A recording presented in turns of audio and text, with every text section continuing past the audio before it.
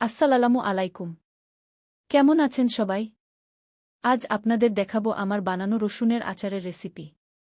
এজন্য লাগছে রসুন, সরিষার তেল, তেঁতুল, চিনি, সরিষা বাটা, পাঁচফোড়ন, মৌরি, শুকনা মরিচ, আদা বাটা, লবণ, বিট লবণ ও ভিনেগার। প্রথমে পাত্র গরম হলে তাতে 500 গ্রাম তেল দিয়ে গরম করতে হবে। তেল গরম হয়ে এলে তাতে 6 থেকে 8টি শুকনা মরিচ, 1 চা চামচ আস্ত পাঁচফোড়ন দিয়ে 1 মিনিট ভেজে নিই। এরপর 700 গ্রাম খোসা ছাড়ানো রসুন দিয়ে 4 থেকে 5 মিনিট নাড়াচাড়া করতে হবে। এরপর এতে 1 চা চামচ বা স্বাদমতো শুকনা মরিচের গুঁড়া আর হাফ চা চামচ হলুদের গুঁড়া দিয়ে 2 থেকে 3 মিনিট নাড়াচাড়া করে রান্না করে নিতে হবে।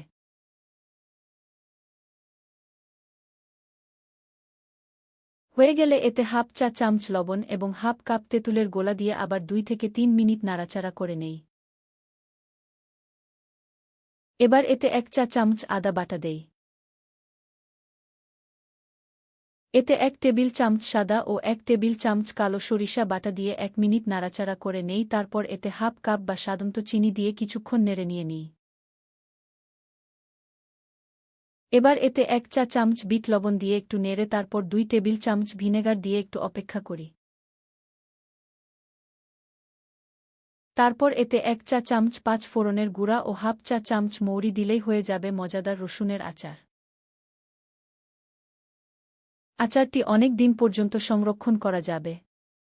একবার বানিয়ে রাখলে প্রতিদিনের ভাত, ডাল, খিচুড়ি, পোলাও বা ভর্তার সঙ্গে অল্প একটু রসুনের আচারই খাবারের আনন্দ বাড়িয়ে দেবে।